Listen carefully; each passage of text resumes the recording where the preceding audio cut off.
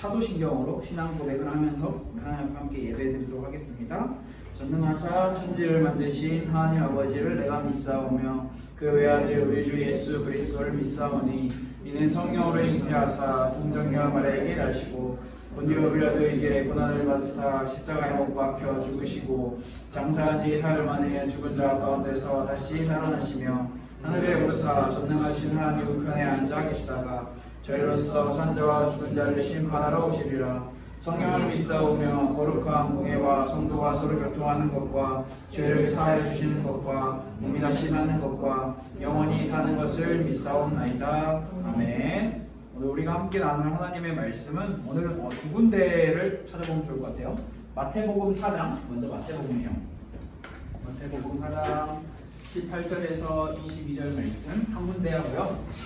그리고 또 하나는 요한복음 20장 30절에서 31절 말씀, 이렇게 두 군데를 갖고 있습니다. 다 신약성경에 있는 내용이고요. 다 사복음서, 공관복음서에 기록되어 있는 내용이라 그렇게 멀리 가지 않아도 돼요. 먼저 마태복음을 한번 찾아보면 좋을 것 같아요. 우리가 정말 잘 아는 성경 말씀이에요. 마태복음 4장 18절 22절. 베드로를 부르시는 하나님, 여기에 베드로만 있는 게 아니라는 사실. 성경책에 있는 친구들은 성경책으로 찾아보고요. 성경책에 없는 친구들은 핸드폰으로 성경 어플을 통해서도 말씀을 찾아보면 좋을 것 같아요. 우리 마태복음 4장 18절부터 22절 말씀을 먼저 읽고, 그리고 요한복음 20장 30절에서 31절 말씀을 먼저 읽겠습니다. 다 찾았으면 마태복음 4장 18절에서 22절 말씀으로 다 같이 한번 읽어볼까요? 시작! 갈릴리 해변에 다니시다가 두 형제 곧 베드로라 하는 시몬과 그의 형제 안드레가 바다에 금을 던지는 것을 보시니 그들은 어부라. 말씀하시되 나를 따라오라. 내가 너희를 사람을 낚는 어부가 되게 하리라 하시니 그들이 곧 그물을 버려두고 예수를 따르니라. 거기서 더 가시다가 다른 두 형제 곧 세베대의 아들 야고보와 그의 형제 요한이 그의 아버지 세베대와 함께 배에서 금을 깃는 것을 보시고 부르시니 그들이 곧 배와 아버지를 버려두고 예수를 따르니라. 아멘. 네, 그리고 요한복음 20장 30절에서 31절 말씀입니다. 자, 요한복음 20장 30절에서 31절 말씀은 이 성경을 기록한 목적에 대해서 이 사도 요한이 기록을 해놨습니다. 그래서 내가 사실 한번 찾아서 읽어보면 좋을 것 같아요. 요한복음 20장 30절에서 31절 말씀, 우리 다 찾았으면 또 한 목소리로 한번 읽어볼까요? 시작! 예수께서 제자들 앞에서 이 책에 기록되지 아니한 다른 표적도 많이 행하셨으나 오직 이것을 기록함은 너희로 예수께서 하나님의 아들 그리스도이심을 믿게 하려 하며 또 너희로 믿고 그 이름을 힘입어 생명을 얻게 하려 함이니라. 아멘. 오늘은 우리가 지지난번인가요? 네, 그때 나눴던 이 이름과 동일한 인물, 세례 요한이 아닌 오늘은 사도 요한에 대해서 말씀을 함께 나눠보면 좋을 것 같아요. 혹시 여러분이 알고 있는 사도 요한에 대한 이야기가 있을까요? 여러분은 사도 요한에 대해서 알고 있는 게 뭐가 있어요? 처음 들어보나요? 굉장히 꽤나 유명한 사람인데 성경에서 요한이라는 이름이 한 대표적으로 한 3명 정도 등장을 하죠. 세례 요한, 사도 요한, 그리고 마가 요한 이렇게 등장을 하는데, 세례 요한 우리가 앞서 다뤘죠. 예수님이 오시기 전 예수님의 오심을 계속해서 선포하는 선지자, 마지막 최후의 선지자 역할.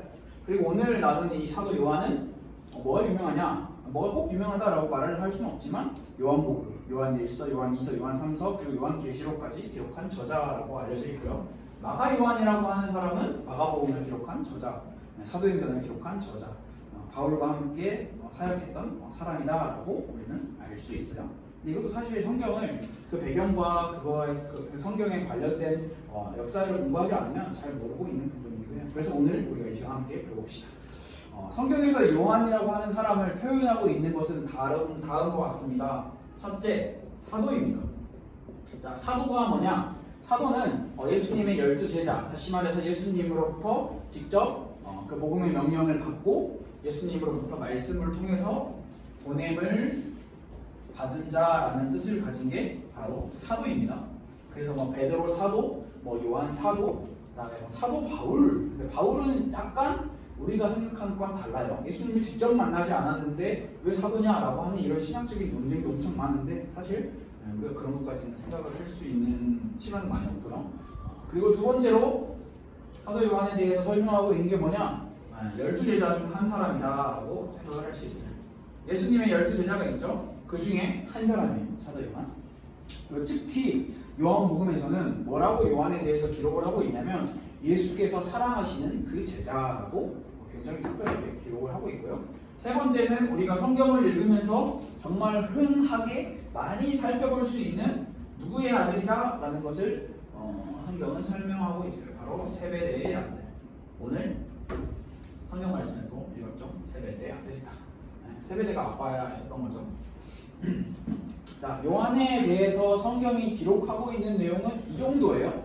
여기서 이제 우리가 하나 더 생각을 해서 한번 살펴보면 오늘 말씀에서도 제가 일부러 마태복음 4장 18절부터 22절 말씀을 선택해서 같이 이렇게 나누는 이유가 뭐냐면 사실 요한에 대한 이야기만 나누면 21절부터 22절만 다루면 요한인데 그 전에 베드로를 부르시고 안드레를 부르시고 이렇게 이야기를 하시면서 그들의 직업이 어부라는 것을 여러분들에게 분명하게 설명을 하기 위해서 제가 이 성경 말씀도 조금 더 길게 잡은 부분도 있는데요.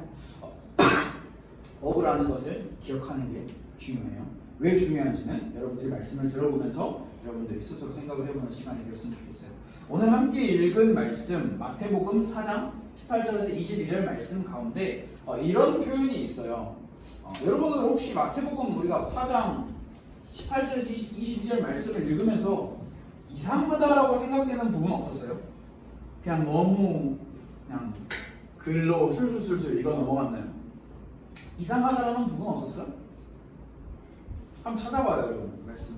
마태복음 4장 힌트를 주자면 21절부터 한 22절 정도에 저는 굉장히 이상하던데 여러분이 이상한 건 못 느꼈나요? 뭔가 여러분이 글을 봤을 때 이거 좀 이상한 것 같아요. 뭐지? 이런 거 뭐든지 상관없어요. 없나요? 응? 바로 따라갔다. 이상할 수 있죠. 우리가 말씀을 나누는 그 인물 중에서도 바로 따라간 인물도 있었어요. 마태였죠, 마태. 바로 따라가는 것도 이상한데 제가 봤을 때 굉장히 이상하다라고 하는 표현이 나오는데 혹시 여러분들도 눈치를 채는지 모르겠지만 마태복음 4장 22절에 보면 이렇게 표현이 되어 있어요. 곧 배와 아버지를 버려두고 예수를 따르니라 이렇게 표현이 되어 있어요. 여러분 아버지를 버려두고 예수를 따른다라는 표현 괜찮아요? 이상하지 않아요? 저는 굉장히 이상한데 여러분 아버지를 버려둔다라는 말이 여러분에게는 그게 익숙한가요? 그렇게 익숙한 단어가 아니죠. 아버지를 버렸다라는 표현 자체가 의절관계 더 이상 당신은 내 아버지가 아닙니다 이런 드라마 혹시 본 적 있어요? 본 적 없죠? 더 이상 당신은 내 아버지가 아니에요 우리 연을 끊읍시다 날 찾지 마세요 하는 그런 드라마 속에 나오는 가족의 관계가 완전히 산산조각나는 끊어지는 이야기를 오늘 성경에서는 가족 간의 관계를 끊어라 라는 이런 말씀을 우리에게 주고 있는 걸까요? 여러분 잘 생각을 해보세요.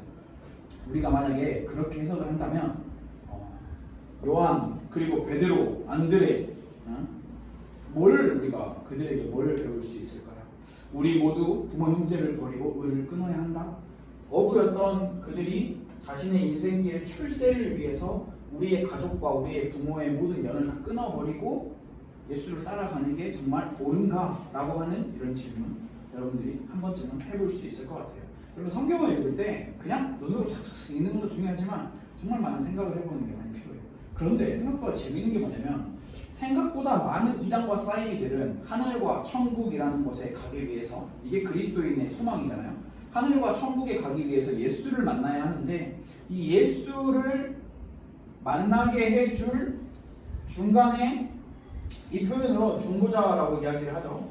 사실 우리는 예수님이 우리의 중보자예요. 하나님을 만나게 해줄. 그러니까 이 중간에서 연결을 해주면서 정리인데 이단과 사이비들은 우리 인간이 예수님을 만나기 위해서 다시 말해서 하나님을 만나기 위해서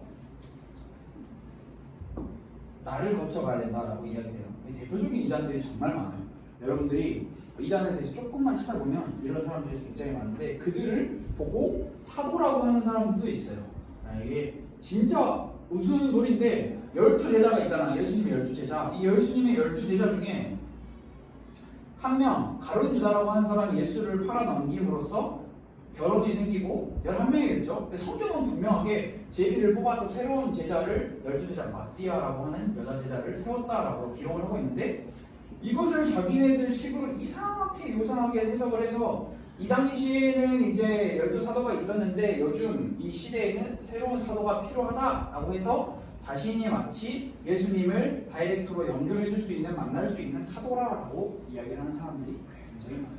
우리나라에 자칭 예수가 몇 명인지 몰라요. 우리나라에 자칭 사도가 몇 명인지 몰라요. 우리나라뿐만 아니라 전 세계에.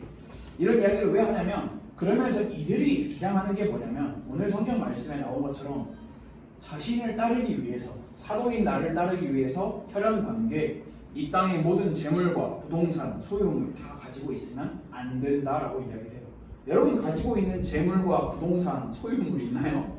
우리는 없죠. 네, 우리는 없어요. 우리는 크게 와닿지 않는데 우리가 가지고 있는 모든 것을 다 내어버리고 그래야 그것이 하늘을 향한 하나님을 향한 우리의 마음을 확신할 수 있게 해준다. 다시 말해서 이 땅에 재물을 가지고 있으면 우리의 마음을 어지럽히고 자꾸 땅의 것에 마음을 빼앗기게 하니까 근데 속마음은 뭐예요? 그런 것들을 다 자신에게 가져다 주라라는 거죠. 이게 여러분들이 잘 해석을 해야 해요. 그런데 예수님이 나를 따라오라라고 하는 이 말씀은 우리가 그냥 글자 그대로 딱 해석을 해보면 나를 따라오라 아버지를 버려두고 세베대예요. 제일 불쌍한 인물이에요. 그렇게 따지면 세베대라는 사람은 자식들 아들 2명에게 내팽개침을 당하고 예수라는 사람에게 아들을 뺏긴 존재예요. 어떻게 해석을 하면 그런데 우리는 그렇게 바라볼 게 아니라 예수님을 따라갔다라고 하는 의미는 어떤 의미이냐 다 포기해라 라는 이런 의미가 아니라 여러분 잘 들어야 돼요. 예수님을 만나기 전에 나라는 사람이 있죠.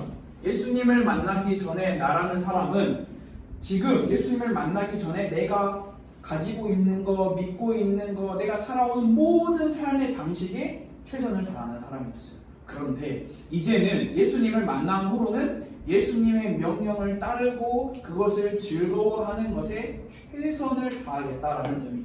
다시 말하면 나라는 사람이 똑같이 나예요. 변한 건 없어. 그런데 여기에서 목적이 바뀌는 거죠. 나를 위해서 내가 최선을 다해서 살았던 내 삶이 이제는 예수님을 위해서 살아가겠습니다 라고 하는 나로 바뀌어지는 것.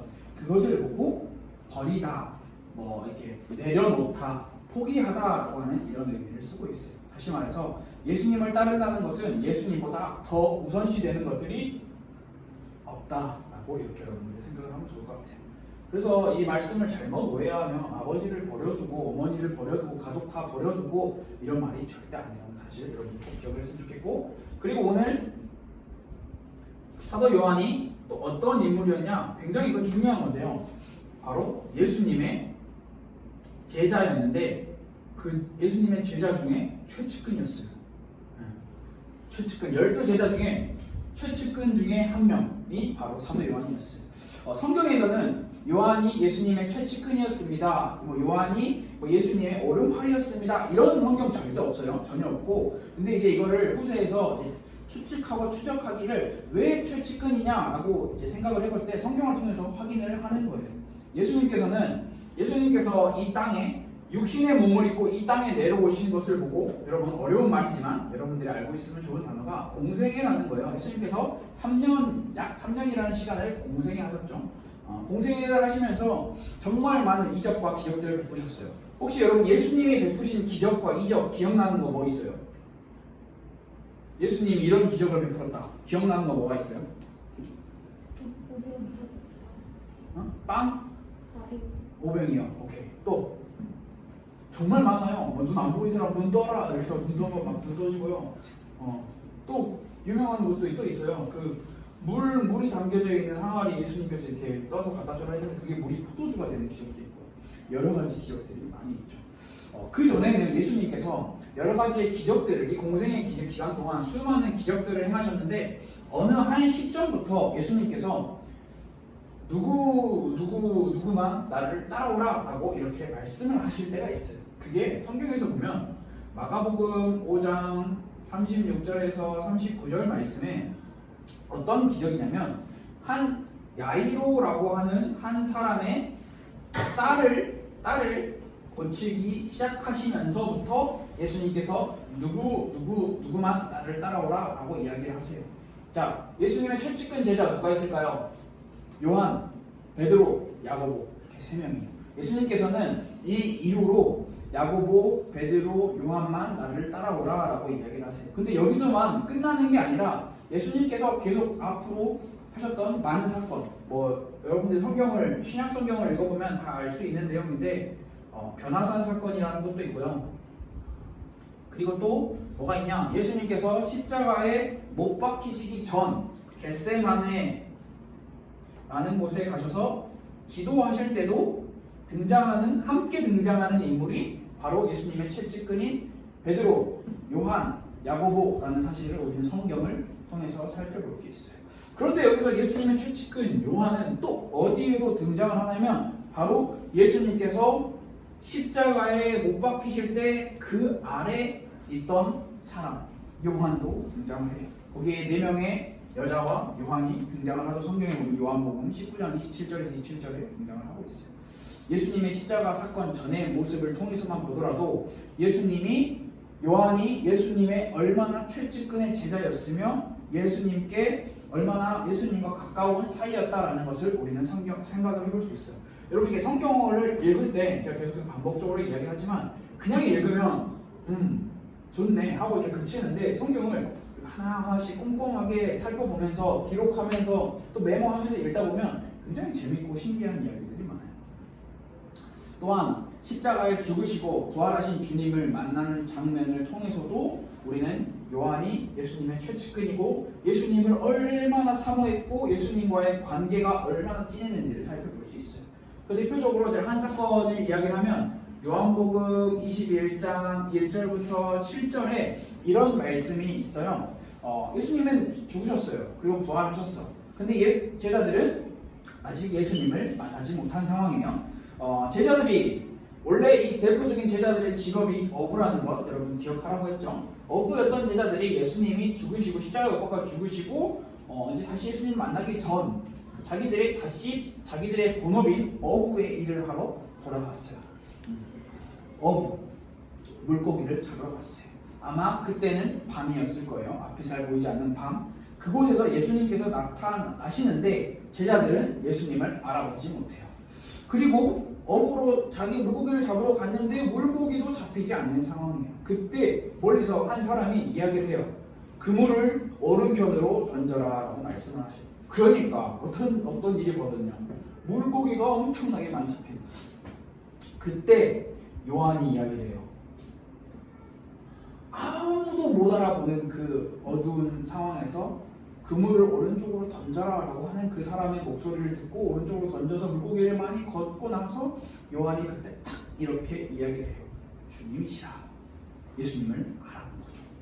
아무도 예수님을 알아보지 못했던 상황에 제일 먼저 예수님을 발견하는 요한.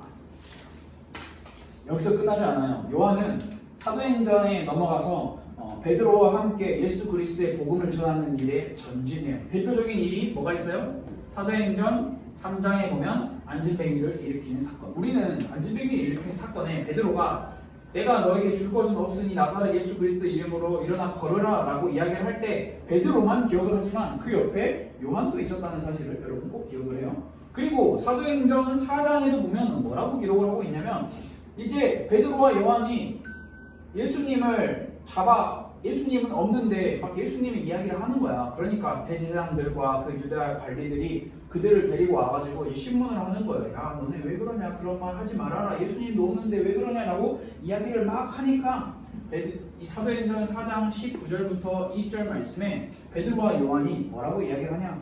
보고 들은 것을 말하지 않을 수가 없다라고 이야기를 해요. 이들이 보고 들은 것은 뭘까요? 바로 예수님의 죽음과 부활이라는 거예요. 여러분, 지금 계속 성경에 계속 등장을 하고 있죠. 야이로의 딸 사건, 변호사 사건, 겟세마네 사건, 마가복음 사건, 이게 야이로의 딸이고요. 그리고 뭐 사도행전 3장 사건, 4장 사건, 요한복음 21장 사건 여러 가지 성경이 존재하고 있는데 이것을 그냥 이 사건으로만 우리가 생각을 하면 그냥 사건 끝 이렇게 생각이 되는데 여러분이 꼭 시간을 내서 성경 말씀을 찾아보는 시간을 꼭 가지면 좋을 것 같아요. 자, 이 요한이라고 하는 사람이 이런 사람이었다라는 거.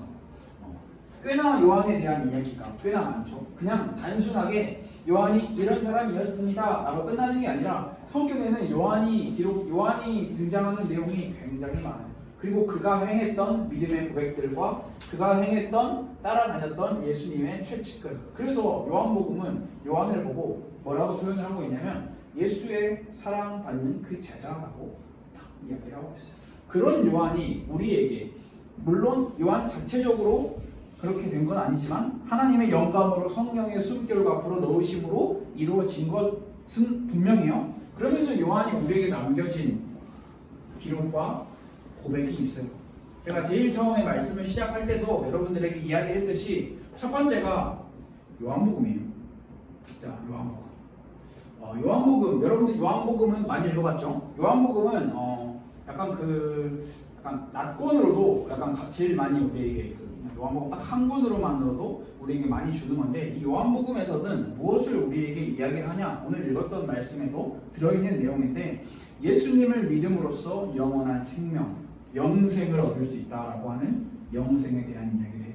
그런데 왜 예수님을 믿음으로써 영생을 얻을 수 있냐? 요한은 뭐라고 기록을 하고 있냐면 구약 성경에 예언된 메시아가 바로 예수님이고 그 메시아이신 예수님이 바로 하나님의 아들이고 곧 그가 그리스도다. 그렇기에 그를 믿는 자에게 영생이 있을 것이다 라고 기록을 해요. 하나님께서 세상을 사랑하사 독생자를 주셨다 라는 그 성경 말씀 요한복음. 예수님이 하나님의 아들이시며 그리스도이심을 믿는다. 이거 굉장히 중요한 내용이에요. 자, 예수님은 예수님이고 그리스도는 그리스도고 메시아는 메시아고 독생자는 독생자고 또 뭐가 있을까요? 자, 하나님의 아들은 하나님의 아들이고 여러분 이게 다 한 사람을 설명하는 거다라고 우리는 생각을 연결시켜서 할 수 있어야 돼요. 예수님 따로, 그리스도 따로, 메시아 따로, 독생자 따로, 하나님의 아들 따로가 아니라 그리스도가 예수님이고 메시아가 예수님이고 독생자가 예수님이고 하나님의 아들이 예수님이다라는 사실을 우리는 이것을 잘 연결시켜서 생각을 해볼 수 있어야 돼요. 그래야 성경을 읽으면서 헷갈리지 않아요. 예수님 아까 나왔는데 갑자기 또 메시아네? 독생자라네? 하나님의 아들이라네? 한 사람을 가르치고 있는 거예요. 예수님. 그래서 우리가 예수님이 그리스도이시고 예수님이 메시아이시고 예수님이 독생자이시고 예수님이 하나님의 아들이시다라고 하는 이 사실을 믿는 믿음이 정말 중요하다고 요한은 가르쳐요. 요한복음에서. 왜? 거기에만 영생이 있기 때문에. 영생은 다른 말로 하면 뭐죠? 구원이에요. 구원은 오직 예수 그리스도이심을 믿는 그 신앙으로만 구원이 우리에게 주어진다라는 것, 그것을 이야기를 하고 있어요. 두 번째로 요한이 기록한 성경이 저기 신약 성경 뒤로 넘어가면 요한 1서 그리고 2서 그리고 3서라고 이렇게 성경이 기록되어 있어요. 여러분 이거는 여러분들이 굉장히 쉽게 읽을 수 있어요. 왜? 요한 2서 한 장이고요. 요한 3서 한 장이에요. 짧아요. 그런데 뭐 요한 1서는 몇 장이더라? 한 6장 정도 되나요? 그게 짧아요. 근데 이게 짧다 길다라는 것을 제가 이야기를 하는 게 아니라 이 요한 1서와 요한 2서와 요한 3서를 통해서 우리가 무엇을 배울 수 있냐면 요한이라고 하는 사람에게는 한 가지 별명이 있었는데 그 별명이 바로 사랑의 사도였어요. 왜 사랑의 사도였냐? 사랑에 대한 메시지를 정말 많이 전달했기 때문에. 요한은 요한 1서에서 하나님은 빛이시며 하나님은 사랑이시다라는 그 말씀을 계속 전해요. 하나님께서 우리를 사랑하셨다라는 그 말씀도 계속 전해요. 그래서 하나님은 사랑이시고 그 사랑이신 하나님께서 우리를 사랑하셔서 누구를 보내셨냐? 예수님을 보내셨다. 그것을 이야기하는 요한복음의 말씀과 연결이 되어 있는 부분이 있어요. 그래서 우리는 더 이상 마귀에게 속한 게 아니라 하나님께 속하였다. 그리고 또 한 가지를 뭘 이야기하냐면 이 사랑과 빛을 이야기해요. 빛이신 하나님. 우리는 어둠에 거하는 게 아니라 빛에 거하는 자로 살아야 한다. 그러면서 요한이 분명하게 딱 꼭 집어가지고 이야기를 하는 게 있는데 그게 뭐냐면 말로만 사랑하지 말고 행함과 진실함으로 서로 사랑하라라고 이야기를 하고 있어요. 이것을 예수님이 사랑이시고 그 사랑이신 예수님이 우리에게 오셨는데 그 예수님을 우리도 똑같이 예수님이 우리에게 가르쳐 주신 것처럼 우리도 똑같이 사랑해야 된다라고 이야기를 하고 있어요. 그 사랑한다라는 것이 무엇이냐라고 요한은 우리에게 가르쳐 주냐면 하나님의 말씀을 지키는 것이다. 그것을 따라 행하는 것이다 라고 우리에게 행함을 가르치고 있어요. 사랑을 말로만 하는 그 사랑은 진짜 사랑이 아니라는 것을 이야기를 하는 거죠. 자, 마지막으로 요한이 기록한 성경이 또 한 가지가 있습니다. 이거는 요한이 뭐 수신자, 기록자라고 표현을 할 수도 있는데 요한 계시록이에요. 묵시록이라고도 표현을 할 수 있는데 요한계시록 1장 1절에 이렇게 기록을 하고 있어요. 예수 그리스도의 계시다 이러면서 뭐라고 설명을 하고 있냐면 하나님께서 그 종들에게 보여주시려고, 그러니까 다시 말해서 요한계시록은 환상을 요한에게 보여주시면서 장차 일어날 일에 대해서 이야기를 하시는데 그 장차 일어날 일, 환상은 우리가 뭐 자면서 꿈을 꿔요. 약간 그것도 꿈 같은 개념으로 생각을 하면 되는데 꿈은 실제로 이루어지는 것도 있고 안 이루어지는 것도 있잖아요. 근데 하나님께서 요한에게 보여주시는 이 환상은 실제라는 것을 분명하게 이야기를 해요. 그 실제는 무엇이냐? 다시 오실 예수님. 이 땅에서 살아가는 그리스도인들에게 반드시 심판이 있을 것이며 예수님을 기다리고 소망하는 삶을 살라라고 요한계시록은 기록을 해요. 그래서 여러분 요한계시록 끝까지 읽어본 친구들이 있어요. 요한계시록 제일 끝 구절에 가보면 뭐라고 기록을 하고 있냐? 요한이 이렇게 고백을 하고 있어요. 예수님, 주 예수여 어서 오시옵소서 라고 기록을 하고 있어요. 자, 요한이라고 하는 사람이 성경에서 생각보다 굉장히 많은 영향력을 우리에게 끼치고 있어요. 성경의 핵심인 구원, 영생이라는 것에 대해서 그게 누구를 통해서냐? 바로 예수님을 통해서다라고 이야기를 하고 있고요. 그리고 그 예수님이 영생이고 예수님이 구원인데 그 예수님의 가장 큰 이 사랑이라는 것 똑같이 우리에게 말씀을 하고 계세요. 그리고 이 요한계시록을 통해서 우리가 앞으로 어떻게 살아가야 하는지도 말씀을 주시고 계시죠. 자, 이렇게 요한이 어떻게 자신의 인생을 살았는지에 대한 것도 보여주고요. 요한이 기록한 이런 기록물도 우리는 쫙 살펴볼 수 있어요.